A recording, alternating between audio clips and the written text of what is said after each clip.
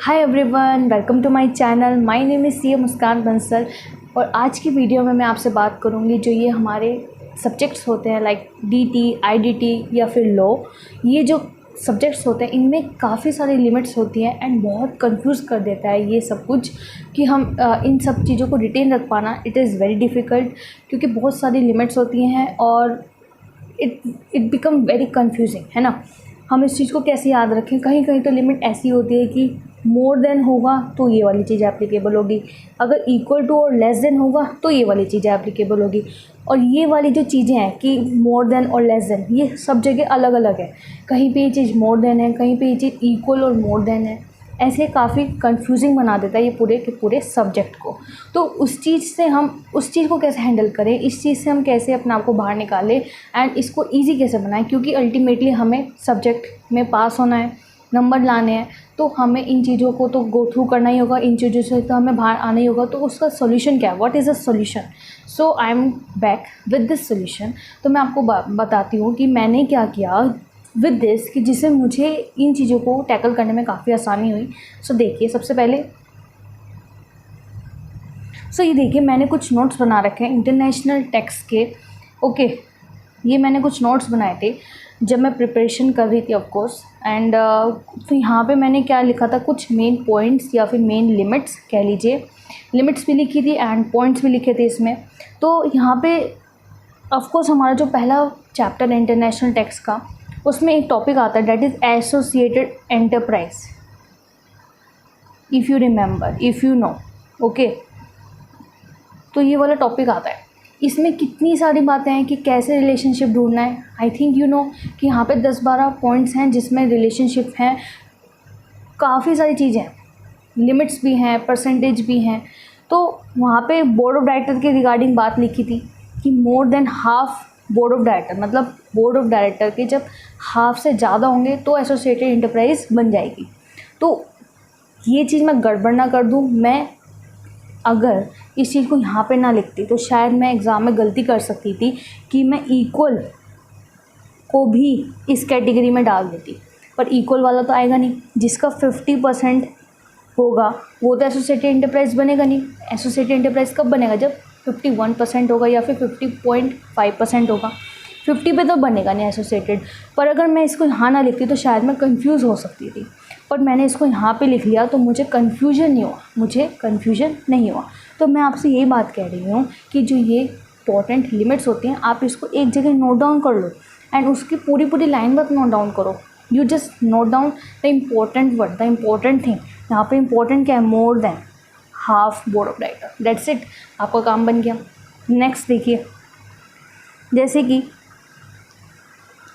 यहाँ पे लिखा था, फिर उसके थोड़ी देर बाद ही लिखा था कि बुक वैल्यू का 51 और उससे ज़्यादा % होगा तो हम एसोसिएटेड एंटरप्राइज बन जाएगा, है ना। तो यहाँ पे the main word is book value, not market value, not cost value, कुछ नहीं, बुक वैल्यू। हमें बुक वैल्यू देखनी है, अगर क्वेश्चन आता है तो हमें उसमें बुक वैल्यू पे नज़र डालनी है। तो ये इंपॉर्टेंट था, तो इसको लिख लिया मैंने।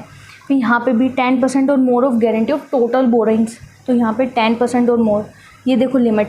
फिर यहाँ पे नेक्स्ट 90% और मोर ऑफ रो मटेरियल, 90% और मोर रो मटेरियल, तो यहाँ पे ये लिमिट 90% और मोर।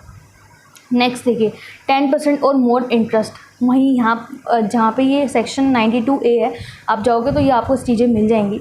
तो यहाँ पे एक कॉमन चीज़ देखिए, कॉमन ये है कि यहाँ पे कि इन सब में, इन 4 पॉइंट्स में आपको क्या दिख रहा है? 51% और मोर, 10% और मोर, 90% और मोर, 10% और मोर, ये बिल्कुल एक जैसे से हैं।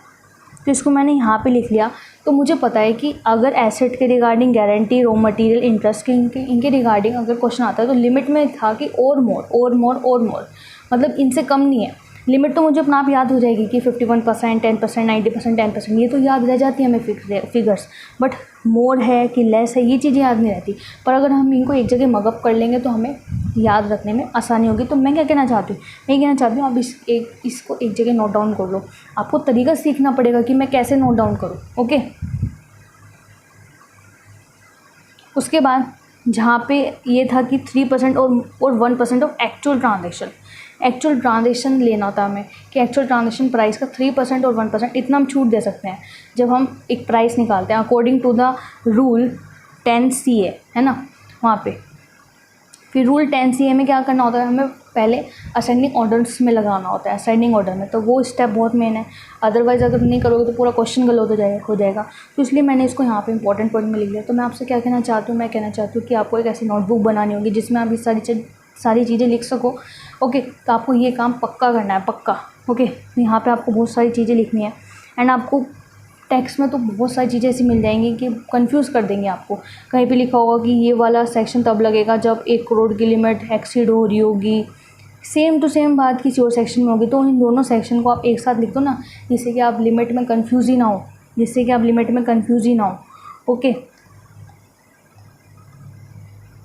जैसे कि एडिशनल इनकम टैक्स का टॉपिक था, उसको मैंने यहाँ पे नोट डाउन कर लिया क्योंकि मैं टैक्स रेट भूल सकती हूँ, क्योंकि मैं मेन जो नॉर्मल टैक्स रेट है वो तो याद रहेंगे, पर ये एक्स्ट्रा याद रहना थोड़ा डिफिकल्ट हो जाता है, तो इसको यहाँ पे लिख लेने का।